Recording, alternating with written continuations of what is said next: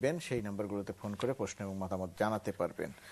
আমরা আলোচনাটা শুরু করতে চাই। পত্রিকার শিরোনামে তো আছেই, টেলিভিশন সংবাদের শিরোনাম আছেই, যুদ্ধাপরাধের দায়ে অভিযুক্ত আদালত দ্বারা প্রমাণিত গোলাম আজমের জানাজাকে কেন্দ্র করে এক ধরনের প্রথম দিকে উত্তেজনা ছিল, পরবর্তীতে দেখা গেল যে বেশ অনেক লোক সমাগমের মধ্য দিয়ে জানাজাটি সম্পন্ন হলো। কোনো কোনো গ্রুপ এটা প্রতিরোধের একটি উদ্যোগ নিয়েছিল বলে জানা গেল। কোনো কোনো সংবাদপত্রে বলা হয়েছে যে একজন জুতা নিক্ষেপ করেছে গণজাগরণ মঞ্চের পক্ষ থেকে কফিনে। এরকম বেশ কিছু ঘটনা ঘটেছে। সামগ্রিকভাবে মাহফুজুল্লাহ আপনার কাছ থেকে যদি জানতে চাই। না, কফিনে তো জুতা নিক্ষেপ করবার মতন ক্ষমতাও ছিল না, অবস্থাও ছিল না। যেটা করেছে সেটা হচ্ছে বাইরে একটা প্রতীকী, আমি যে ছবি যা দেখেছি। আর এই সম্পর্কে তো বলবার আর কিছু নেই। একজন মানুষ মারা গেছেন, আমি যে ধর্মে বিশ্বাস করি তিনিও সেই ধর্মে বিশ্বাস করতেন, এবং আমার ধর্ম বিশ্বাস অনুযায়ী একজন মানুষের মৃত্যুর পরে আর তাকে নিয়ে ওই রকমভাবে নিন্দিত আলোচনা করবার আমি অন্তত ব্যক্তিগতভাবে কোনো প্রয়োজন মনে করি না। কারণ তার মৃত্যুর সঙ্গে পুরো বিষয়টিরই এক ধরনের পর্দা নেমে যাওয়া, যেটাকে বলে, বা এক ধরনের ক্লোজার, সেটা হয়ে গেছে। মানে মানে যেটাকে বলে এসেন্সে মাহফুজুল্লাহ ভাইয়ের সাথে আমার কোনো পার্থক্য নাই, কিন্তু আমার আবার এটা মনে হয় না যে তার এটা শেষ হয়েছে। বরং আমার মনে হয় যে অনেক দিনই গোলাম আজম, তার রাজনীতি, গোলাম আজম নিজে এবং তার রাজনীতি আমাদের রাজনৈতিক এবং সামাজিক জীবনে তার একটা বিরাট প্রভাব থাকবে এবং আলোচনা চলতে থাকবে, আলোচনা বন্ধ হবে না। এবং আমার যেটা মনে হয় এই যে মারা যাওয়ার আগের আলোচনা, পরের আলোচনা, যেটা হলো, যেটা থাকলো, এটার প্রতিক্রিয়া কি? না, প্রথম কথা হচ্ছে যে দেখেন, আমরা আমাদের এখানে যুদ্ধাপরাধের দায়ে অভিযুক্ত যারা থাকে, পৃথিবীর অন্যান্য দেশেও দেখা গেছে, এক ধরনের জনপ্রতিক্রিয়া থাকে কিনা? জনপ্রতিক্রিয়া থাকে, কিন্তু আমি বলবো যে দেখেন, যুদ্ধাপরাধের বিচারের ক্ষেত্রে পৃথিবীর অন্যান্য দেশের অভিজ্ঞতার সাথে বাংলাদেশের অভিজ্ঞতার একটু ডিফারেন্স আছে। এখানে মৌলিক সমস্যাটা হচ্ছে, বা আমি সমস্যা না বলে বলি, মৌলিক বৈশিষ্ট্যটা হচ্ছে যে যারা অপরাধী, প্রমাণিত অপরাধী, যাদের শাস্তি হয়েছে, তাদের আবার একটা ব্যাপক জনসমর্থন আছে। মানে আপনি যদি পৃথিবীর যে কোনো বিচারে একটা নিরপেক্ষ প্রশাসনকে এখানে ব্যবস্থাপনা দেন এবং বলেন যে ঠিক আছে তোমাদের জনপ্রিয়তা যাচাই করি, আমার ধারণা একটা বিপজ্জনক পাওয়া যাবে, রিফ্লেকশন পাওয়া যাবে। আপনার এই ধারণার কারণ কি? এই ধারণার কারণ তো মানে অনেক। জানাজাটা এত নিরুৎসাহিত করার পরেও জানাজাতে how could you stop people, এবং এটা তো ধরেন একটা ভীতি, মানে এটার মধ্যে একটা ভয়ের আশঙ্কা ছিল, কিন্তু মানে ভীতিকর না হলো, মানে ভয়ের আশঙ্কার কারণে অনেকেই তো না আসার কথা, কিন্তু সেটা কিন্তু হয়নি। মানে আমার মনে হয় যে প্রচুর নিরুৎসাহিত করা, নিন্দা বচনের পরেও আমার নিজে কিন্তু, আমিও গোলাম আজম সাহেবের রাজনীতির সমালোচক, আমিও যুদ্ধাপরাধী, মানবতা বিরোধী অপরাধের বিচারের জন্য আমিও দাবিদার একজন। কিন্তু মানে আমি বলতে আমরা সকলেই, আমরা কেউই আসলে যুদ্ধাপরাধের বিচারের ব্যাপারে কারোরই ভিন্ন মত নাই। কিন্তু কথাটা হচ্ছে যে আমি যখন ফ্যাক্টস বলবো, আমি এটা বললাম this is a statement of fact, এটা আমার সমর্থনের, মানে এই জানাজাটা হয়েছে, কত মানুষ হয়েছে, এটা ঠিক আমার সমর্থন বা অসমর্থনের ধার ধারে না। It is what it is, এই কথাটা বলছি আর কি। যেমন আমি নিজেও মনে করেন যে আলোচনা করলে করা যায়, মানে এই জন্য বলছি যে আমাদের এখানে মনে করেন আমাদের যখন কোনো আত্মীয় স্বজন, বাবা মা মারা যায়, মারা গেলে আমরা যেটা করি যে কোনো বিষয়ে এগুলি ক্ষমা চাই। এবং কিন্তু মানুষ কিন্তু যখন একটা সাধারণ মোনাজাত করে, সাধারণ মোনাজাত, সেখানেও কিন্তু মানুষ বেশ উদার ভাবে ক্ষমা চায়। আল্লাহ আমার যত গুনাহ খাতা মাফ করো, আমি জীবনে জেনে বুঝে নানান রকম ক্ষমা করে অন্যায় করেছি, হয়তো আমি জানি, হয়তো আমি জানি না। কিন্তু আমি কিন্তু গোলাম আজমের ছেলে যিনি জানাজাটা পড়িয়েছেন, তিনিও কিন্তু এটা ক্ষমা প্রার্থনা করেছেন। আমার বিবেচনায় কিন্তু এটা অত্যন্ত, আমি বলবো, অনুদার ক্ষমা প্রার্থনা ছিল। আমি এটা, আমার একটু আগ্রহ ছিল যে কি ভাষায় বলে, ওইটা আমি রেকর্ড করিয়ে দেখেছি। যে আমি দেখেছি যে এটা সাধারণ ধর্মীয় বোধে এখানে আরেকটু উদার ভাবে ক্ষমা চাওয়ার ব্যাপার ছিল। আমি একটু শুনতে চেয়েছিলাম যে ৭১-এর ব্যাপারেও উল্লেখ করে যে কিছু বলেন কিনা, এই অর্থে যে আমাদের জানা মতে উনি ধরেন আমি যদি ওনার ছেলে হইতাম, যে আমার জানা মতে উনি কারোর প্রতি নিষ্ঠুরতা করে নাই, সঙ্গে বাট কিন্তু আমাদের জানার বাইরে আমার ওনারও হয়তো মানে জ্ঞানের বাইরেও যদি কেউ কষ্ট পেয়ে থাকেন, কারোর প্রতি কোনো অবিচার হয়ে থাকে, আমরা তার কাছে ক্ষমা চাই। তো ওই জায়গাগুলিতে ইট ওয়াজ নট দ্যাট মাচ আর কি, আমার কাছে মনে হয়েছে। জি দর্শক, নাম বলে প্রশ্ন করুন। হ্যালো, আসসালামু আলাইকুম। জি ওয়ালাইকুম আসসালাম। মুর্শিদ ভাই, আমি চিটং থেকে এমএকাতে বলছিলাম। জি বলুন। আমার শ্রদ্ধেয় দুজন ব্যক্তি আজকে আপনার এই টকশোতে আছেন, ওদের কাছে আমার বিনয়ের সহিত যে প্রশ্ন আমি করতে চাচ্ছি সেটা হলো যে আজকে যারা শফিউল্লাহ সাহেব একটি খন্দকারের বই লেখাকে কেন্দ্র করে তিনি যে মন্তব্যটা করেছেন যে ওনার মুক্তিযুদ্ধে ওনার নামে রাখা বলা যাবে না, মানে নামে রাখা যাবে না মুক্তিযুদ্ধের তালিকায়, আর 1975 সালের 15 আগস্টে ওনার শফিউল্লাহ সাহেবের কি ভূমিকা ছিল সেটাও হাইকোর্ট থেকে রায় দেওয়া হয়েছিল, বলেছেন। বা প্রশ্ন ছিল এই যে মুক্তিযোদ্ধার নামে যাওয়া যাবে না বা রাখা যাবে না, এটা কি যুক্তিযুক্ত কিনা? জি, আপনাকে অনেক ধন্যবাদ। আমরা এই প্রসঙ্গ বা রাজনীতির প্রসঙ্গে আসতে চাইছিলাম, তো ফোনটা যেহেতু এই প্রসঙ্গে আসলো, তাই এই প্রসঙ্গেই আমরা পত্রিকাতেও আছে, আমরা অনুষ্ঠান শুরুর আগেও বিষয়টি নিয়ে কথা বলছিলাম। শোনেন, ইতিহাস হচ্ছে বিভিন্ন সংজ্ঞার মধ্যে একটা সংজ্ঞা হচ্ছে ইতিহাস বলা হয় যে টিচার অফ লাইফ, জীবনের শিক্ষক ইতিহাস। আবার এটাও আছে যৌথভাবে, ভলতেয়ারের কথা আছে যে মিথ্যার যেটা যৌথভাবে স্বীকৃত বিষয় সেটা ইতিহাস। আবার এটাও আছে ইতিহাস মুখস্থ করা যায় না, অসংখ্য সংজ্ঞা আছে। তো এখানে একটা বিষয়, এখানে যে একে খন্দকার সাহেবের যে বইটি নিয়ে এত আলোচনা, এত সমালোচনা, তার আমাদের স্বাধীনতা যুদ্ধে তার গৌরবময় ভূমিকা, তার পদক, সবকিছু নিয়ে আজকে প্রশ্ন তোলা হয়েছে।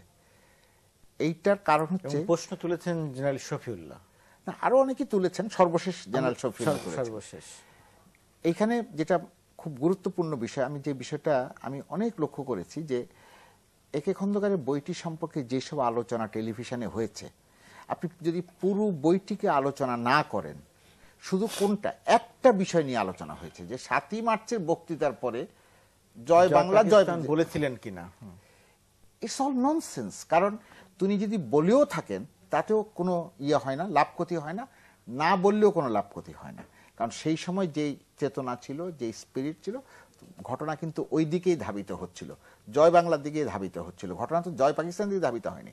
আবার পরে অন্য বিতর্ক আছে যে তাহলে উনি 7ই মার্চে যদি স্বাধীনতা ঘোষণা হবে তাহলে 25শে মার্চ পর্যন্ত নিগোসিয়েশন করলেন কি জন্য? নিগোসিয়েশন তো করেছিলেন তিনি পাকিস্তানের প্রধানমন্ত্রী হওয়ার জন্য বা পাকিস্তানের ক্ষমতার অংশীদার হওয়ার জন্য। কাজে সেই বিতর্কে আমি যাচ্ছি না, কিন্তু একে খন্দকারের বইতে আরো অনেকগুলি বিষয় আছে।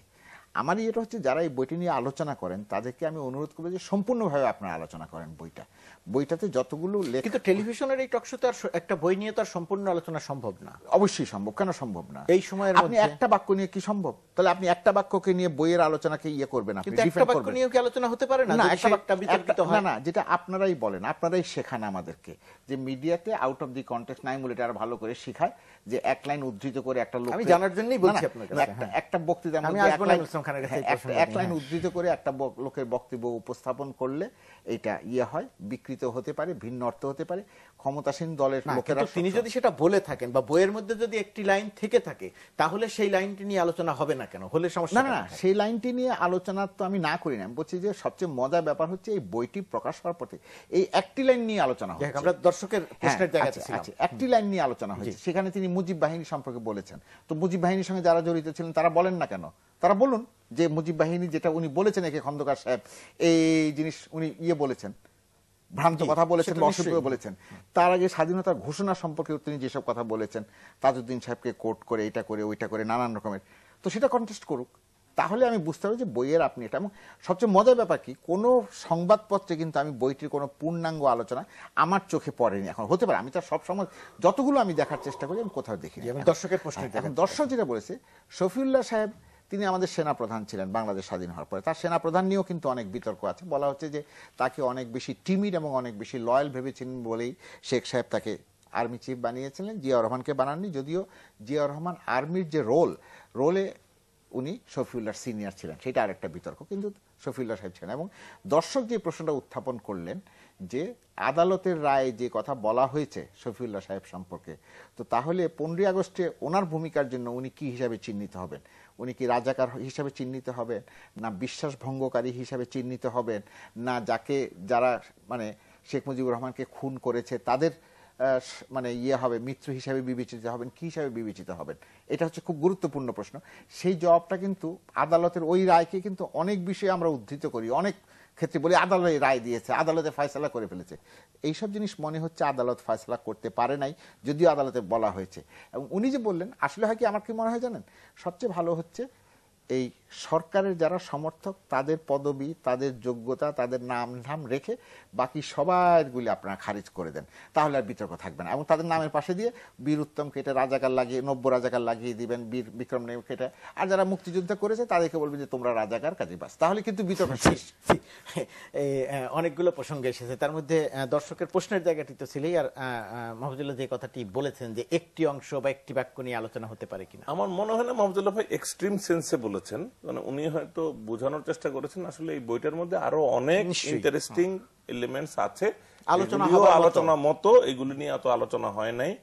আমার তো মনে হয় এটা একটা উদ্দেশ্যমূলক ভাবে করা হচ্ছে, যাতে অন্যান্য জিনিসগুলি অত হাইলাইটেড না হয়। এটা অনেক সময় হয়, হতে পারে। আমার যেটা মনে হয় যে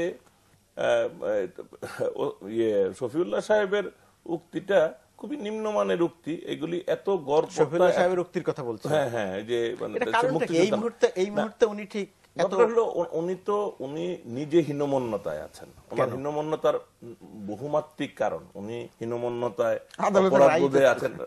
আদালতের রায় তো সাম্প্রতিক, কিন্তু তার আগেও উনি যে 75-এর 15ই আগস্ট উনি যে রেসপন্ড করতে পারেন নাই, ওনার যে সেনাপ্রধান হিসেবে করেন নাই, এইটাই তো তার জবাবদিহি মানে করে শেষ করতে পারছেন না উনি, এই জন্য তো হীনমন্যতা। উনি যে মানে আদালত কর্তৃক সেইভাবে মানে একটা কাপুরুষের খেতাব পেয়েছিলেন, এই জন্য তার হীনমন্যতা। একটা বাক্য শুধু যোগ করি আপনার বক্তব্যের সঙ্গে, সেটা হচ্ছে যে জিয়াউর রহমান সম্পর্কে আওয়ামী লীগের অভিযোগ হচ্ছে জিয়াউর রহমান খুনিদেরকে বিভিন্ন দূতাবাসে চাকরি দিয়েছেন, এটা করেছেন, ওটা করেছেন, আওয়ামী লীগ প্রতিনিয়ত বলে। তো জিয়াউর রহমান তো শফিউল্লাহ সাহেবকে চাকরি দিয়েছে, শফিউল্লাহ সাহেব তো জিয়াউর রহমানের সময় রাষ্ট্রদূত হিসেবে হাইকমিশনে কাজ করেছেন, তো তার কি হবে? না সেটাই, এগুলি আমার মনে হয় যে আমাদের এগুলি এই যে শফিউল্লাহ সাহেব এগুলি বলছেন, এগুলি খুব একটা মানে লঙ্গার টার্মে এই কথাগুলির বিশেষ কোনো মূল্যায়ন থাকবে না। এই মুহূর্তে তাদের নিজেদের অবস্থান সংরক্ষণ বা নিজেদের অবস্থানটাকে, নিজের অস্তিত্ব রক্ষার একটা, আমি বলবো যে অত্যন্ত নিম্নমানের প্রচেষ্টা। এই প্রচেষ্টা থেকে তাদেরকে বিরত করা যাবে না, অস্তিত্ব আবার তৈরি করা নতুন করে। এখন কথাটা হলো আপনি যে কোনো ভাবে বলতে পারেন, আমার মনে হয় যে রক্ষাও, কারণ ওনার অস্তিত্বই বিপন্ন আসলে। সুতরাং এটা রক্ষাটা প্রথমে, তারপরে হয়তো রক্ষা করে যদি যায় তাহলে কখনো আবার যদি কোনো অপরচুনিটি আসে না, উনি রক্ষা করার চেষ্টা করছেন। আমি বলছি না যে রক্ষা হবে, এটা বললেও যে উনি, এটা বললেই যে উনি আবার মন্ত্রী হবেন, এটা বললেও এখন হয়তো উনি এইটুকু ভাবছেন যে এইগুলি বললে অন্তত পক্ষে আবার যদি নমিনেশনটা পাওয়া যায় ইত্যাদি। আমার যেটা মনে হয় এটা ইট ইজ আন্ডারস্ট্যান্ডেবল। এই ধরো এগুলি চাটুকারিতা সুলভ কথাও, মানে কাউকে না কাউকে সন্তুষ্ট করার জন্য। প্রথম কথা হচ্ছে যে একজন, আপনি যদি লিগ্যাল টার্মসে দেখেন, একজন মুক্তিযোদ্ধা ডেফিনেশন কি? ডেফিনেশন হচ্ছে বাংলাদেশের মুক্তিযোদ্ধা মানে হলো 1971 সালের একটা নির্দিষ্ট সময়ের ভিতরে মুক্তিযুদ্ধ করেছিল না, বাস এটাতেই শুরু, এটাতেই শেষ। এখনকার ভূমিকা থাকলে আলোচনা হবে, এটা নিয়ে তার সমালোচনা করা যাবে। আপনি মনে হয় মুক্তিযুদ্ধের যে সর্বশেষ কাগজে যেটা দেখলাম, সেখানে দেশের ভিতরে যারা যুদ্ধ করেছে তাদেরকে মুক্তিযোদ্ধা হিসেবে বিবেচনা করা হচ্ছে না। নিয়ে আসছি আলোচনা, একজন দর্শক অপেক্ষা করছেন আমাদের সঙ্গে। জি দর্শক, নাম বলে প্রশ্ন করুন। আসসালামু আলাইকুম মুর্তজা ভাই, আমি সেলিম চৌধুরী বলছি চট্টগ্রাম থেকে। জি বলুন। আজ আমার প্যানেলের কাছে প্রশ্ন হলো, আজকে শফিউল্লাহ সাহেবের যে মন্তব্য করেছেন, এটা আমরা জানি যে 16 ডিসেম্বর আত্মসমর্পণ অনুষ্ঠানে শরণার্থী উদ্যানে বাংলাদেশের প্রতিনিধি ছিলেন এক খন্দকার, আর কেউ ছিলেন না। তো তাকে যদি মুক্তিযুদ্ধ পাকিস্তানের চর বলা হয়, অথবা যদি খেতাব কেড়ে নেওয়া হয়, মুক্তিযুদ্ধ থেকে করা হয়, তাহলে কি এটাকে আমাদের মুক্তিযুদ্ধকে অস্বীকার করা হলো না? পাকিস্তান ভারত যুদ্ধ হয়ে গেল। জি, আপনাকে অনেক ধন্যবাদ। তবে এইটা নিয়ে আমরা আলোচনা করছি, কিন্তু শফিউল্লাহর বক্তব্যের কারণে কারো খেতাব তুলে নেবে, এতে এত গুরুত্বপূর্ণ না। মুর্তজা শুনেন, কিছুই হয়তো হবে না, ওনার খেতাবও নেওয়া হবে না, সবই মেনে নিচ্ছি। কিন্তু যে মানুষটি এই মন্তব্য করেছেন, এর ফলে একটা জিনিস ইয়ে হয়ে যায়, সেটা হচ্ছে যে এইটি একটি শালীনতা বোধের মানে অভাব, রুচি বিঘরিত কাজ, এবং যত রকম ভাবে বিশেষণ আপনি ব্যবহার করতে পারেন। সাধারণত এরকম কথা বলেন না দেখি। এখন ওই যে আপনি যে প্রশ্ন করেছেন, এখন উনি যে বই লিখেছেন বাংলাদেশের স্বাধীনতা যুদ্ধ সম্পর্কে, দুর্ভাগ্য হচ্ছে এটা ইংরেজিতে লেখা। তো ওই বই সেই জন্য এখন ওই বই যদি আপনি এখন সামনে নিয়ে এসে আলোচনা করেন, সেখানেও অনেক প্রশ্ন তুলবার মতন বিষয় আছে। বাংলাদেশের প্রথম পররাষ্ট্র সচিব, যিনি শেখ মুজিবুর রহমানের অত্যন্ত প্রিয়ভাজন ছিলেন, তিনি যে বই লিখেছেন সেখানেও অনেক অপ্রীতিকর বিষয়, কিন্তু দুর্ভাগ্য হচ্ছে বইগুলি ইংরেজিতে লেখা। যারা আলোচনা করেন তারা বইগুলি পড়েন না, অথবা পড়বার মতন মেধা তাদের নাই। আমি খুব দুঃখিত এই ধরনের মন্তব্য করবার জন্য, সেই জন্য আলোচনাগুলি হয় না। এরকম অসংখ্য বই আছে বাংলাদেশে খুব গুরুত্বপূর্ণ ব্যক্তির লেখা। দুর্ভাগ্য হচ্ছে একে খন্দকার সাহেব বাংলায় লিখেছেন বইটি, এবং সেখানে আবার পরবর্তী পর্যায়ে আরেকজন অধ্যাপক ইন্ধন জুগিয়েছেন যে পাণ্ডুলিপি আছে কি নাই আমি জানি না। তো পাণ্ডুলিপি দেখে আপনি কি করবেন? আমি একটা বই ডিকটেশন দিয়েছি, পাণ্ডুলিপি নাই, তা থেকে আমি কি অস্বীকার করেছি যে আমি কথা বলি নাই? এটা তো কোনো যুক্তি হতে পারে না। আর আজকাল তো পাণ্ডুলিপি নাই প্রায়। না, তারপরে লেখার ব্যাপারটা হচ্ছে যে লেখাটা আমি লিখছি কিনা সেটাও ইম্পর্টেন্ট না, আমার নামে এটা আমার নামে যাচ্ছে কিনা, আমি এটা ওন করছি হ্যাঁ, কিনা, সেটাই দ্যাট তো ইজ দ্য বললাম। Most important part. কারণ কে লিখলো না লিখলো, আমার কাছ থেকে তথ্য নিয়ে যদি একজন অনুলিখন করে না, বা না, হোয়াটএভার, বিদেশে- লেখার তো নানান রকম আছে, বিদেশে কায়দা বহু কানুন আছে। ঘোস্ট রাইটার আছে না, এই যে বেনজির ভুট্টোর যে বই ডক্টর অফ দি না, ইস্ট, পৃথিবীতে অনেকের না, না, বই আমি আছে। আমাদের কাছে একেবারে ডক্টর অফ দি ইস্ট বলা হয় না যে ঘোস্ট রাইটারের লেখা? তো না সেটাই এই ধরনের গেছে তো বেনজির যাই হোক, আমরা এই আলোচনা হয়তো আবার কিছুদিন চলতে থাকবে। আমি শুধু একটাই অনুরোধ করব এই সব মানুষদেরকে, যারা সচেতন, যারা মুক্তিযুদ্ধে অংশগ্রহণ করেছিলেন, সক্রিয়ভাবে অংশগ্রহণ করেছিলেন, বিভিন্ন সেক্টরে নেতৃত্ব দিয়েছেন, বিশেষ করে তাদের কাছে আমার একটা বিনীত অনুরোধ থাকবে, আপনারা অহেতুক এই ধরনের কুতর্কে জড়াবেন না এবং এই ধরনের অশোভন মন্তব্য করবেন। আমি আরেকটা কথা সাবধান বলি, আমাদের কিন্তু এই আমি একটু sector- প্রশ্ন করি জি, আপনাকে please। এটার সঙ্গে যোগ করে, যে এটা তো মুক্তিযোদ্ধাদেরকে নিয়ে বলা হচ্ছে, কিন্তু সমাজের আরো অনেককে নিয়ে নানা রকমের কথা বলা হচ্ছে, এবং যে সমস্ত জায়গায় কারা বলছে, কেন বলেন, তাদের পরিচয় কি, আবার তারা যে কাজ করছেন সেটা প্রচলিত অর্থে আইনের পক্ষে থাকে না, কিন্তু তাদের বিরুদ্ধে আবার কোনো ব্যবস্থাও নেওয়া হয় না। এত অরাজকতা চলছে কেন একটা সমাজে? কারণটা কি? আপনি একটু মনে করে দেন, আমি শুধু আগের কমেন্টটা করে নিই যে আমাদের সেক্টর কমান্ডার ফোরামই ধরেন, এই ফোরামের যারা রিয়েল সেক্টর, এখন তো সেক্টর কমান্ডার ফোরাম বলতে শুধু সেক্টর কমান্ডারই মিন করে না, তারা অন্যান্যদেরকেও নিচ্ছেন। কিন্তু আমার কথাটা হচ্ছে যে আপনি দেখেন sector commander Ziaur Rahman is এর, এখন একে খন্দকার হয়ে গেল নন মুক্তিযোদ্ধা, শওকত আলীও স্বাধীনতা বিরোধী। আপনি যদি এখন মানে আর দুই একজন যারা আছেন তাদের অবস্থা, শফিউল্লাহর হলো কাপুরুষ, কর্নেল জামান মারা গেছেন, তাকে তো স্বীকারই করা হতো না। সেক্টর এখন কমান্ডার হিসেবে। এইভাবে হলে আপনি যদি কেবল বিভিন্ন পক্ষের দ্বারা নিন্দিত দেখেন সেক্টর কমান্ডার, আপনি একটা সেক্টর কমান্ডারকে অক্ষুণ্ণ পাচ্ছেন না। কি ভয়ঙ্কর ব্যাপার, আপনি চিন্তা করে দেখেন। কিন্তু বাংলাদেশে মুক্তিযুদ্ধের যে যারা শীর্ষ নেতৃত্ব বিভিন্নভাবে তারপরে আমাদের যে এই ঘটনায় অ্যারেস্ট হলেন যে আমাদের জেনারেল হারুনের কি পরিণতি হলো, এইভাবে দেখেন ডেস্টিনির মামলায় যে সেক্টর কমান্ডার লজ্জাজনক ব্যাপার করে ডেস্টিনিটা গ্রহণ করলেন। তো এই যদি হয় আমাদের মুক্তিযোদ্ধাদের পরিণতি, এই পরিণতির জন্য দায়ী কে হবে? আমরাই তো মুক্তিযুদ্ধের পক্ষের লোকজনরা নিজেদের মধ্যে কাদা ছোড়াছুড়ি করে নিজেরা একে অপরকে টেনে কাউকেই তো কোনো অবস্থানে থাকতে দিলাম না। আসলে আমার কথাটা হচ্ছে যে এইটার ফলাফলই কিন্তু এইরকম। আমি অবাক হচ্ছি যে আমাদের মুক্তিযুদ্ধের শ্রেষ্ঠ মানুষগুলির একজনেরও সবাই সাইজ, আপনি টেইল অফ মিলিয়ন্স এর আমাদের মেজর রফিক, ওনার তো অস্তিত্বই নাই, ওনাকে তো দেখাই যায় না কোথাও। কেন এত অবহেলা কেন ওনার ব্যাপারে?